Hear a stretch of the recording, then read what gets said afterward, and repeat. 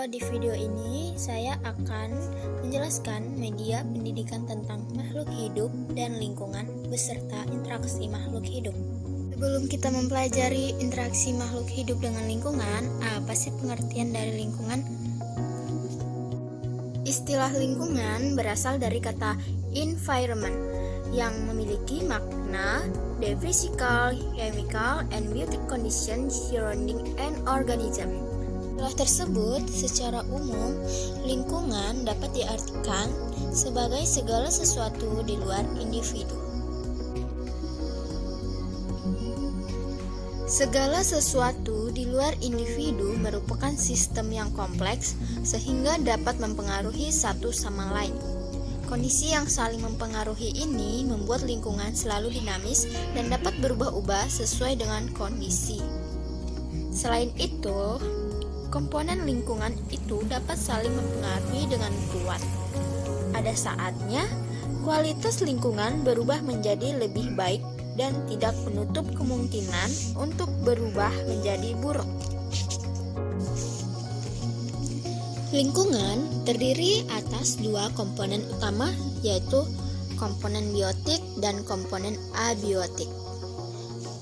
Komponen biotik terdiri dari makhluk hidup seperti manusia, hewan, tumbuhan, dan jasad renik.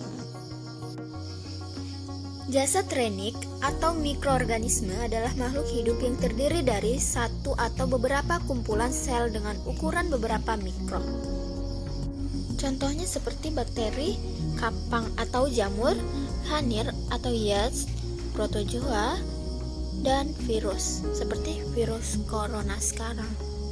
Komponen abiotik terdiri atas benda-benda tak hidup, diantaranya air, tanah, udara, dan cahaya.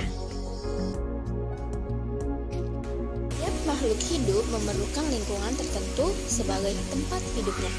Tempat hidup dinamakan habitat. Dalam suatu habitat terdapat berbagai jenis makhluk hidup atau disebut biotik, dan makhluk tak hidup dinamakan abiotik. Tempat yang kita kunjungi merupakan suatu habitat bagi suatu makhluk hidup. Pada tempat tersebut akan terjadi interaksi antara makhluk hidup dan makhluk tak hidup, juga sesama makhluk hidup. Nah, misalnya terdapat ekosistem seperti pada gambar. Komponen biotik seperti lembu, rusa, katak, ikan, capung, ulat, kupu-kupu, bunga, jagung, ular, tumbuhan paku, teratai, rumput, kura-kura, burung, dan sebagainya. Dan ada juga komponen abiotiknya atau makhluk tak hidup.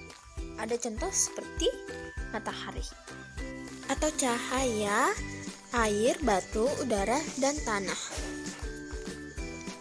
Dari contoh tersebut, kita dapat melihat bahwa ikan tempat hidupnya atau habitat ada di dalam air. Kemudian, rusa, burung, lembu, monyet, ular ada di darat atau di tanah. Contoh hewan yang bisa hidup di air dan di darat yaitu katak. Tadi dijelaskan bahwa suatu tempat atau suatu habitat akan terjadi interaksi antara makhluk hidup dengan makhluk tak hidup. Contohnya bagaimana? Contoh interaksi makhluk hidup dan makhluk tak hidup seperti lembu atau disebut biotik dengan udara, abiotik. Contohnya lembu. Nah, lembu bernapas memerlukan oksigen. Oksigen diperoleh dari mana? Udara. Udara itu komponen abiotik, sedangkan lembu adalah komponen biotik. Maka lembu akan berinteraksi dengan udara. Jadi, makhluk hidup berinteraksi dengan makhluk tak hidup. Contoh lain lagi, di sini ada ikan. Ikan tempat hidupnya ada di air. Otomatis ikan berinteraksi dengan air sebagai tempat hidupnya. Dan contoh lainnya ada cacing hidup di tanah, lumut hidup menempel di batuan. tumbuhan memerlukan cahaya untuk berfotosintesis. Bakteri dan jamur menguraikan makhluk hidup yang telah mati.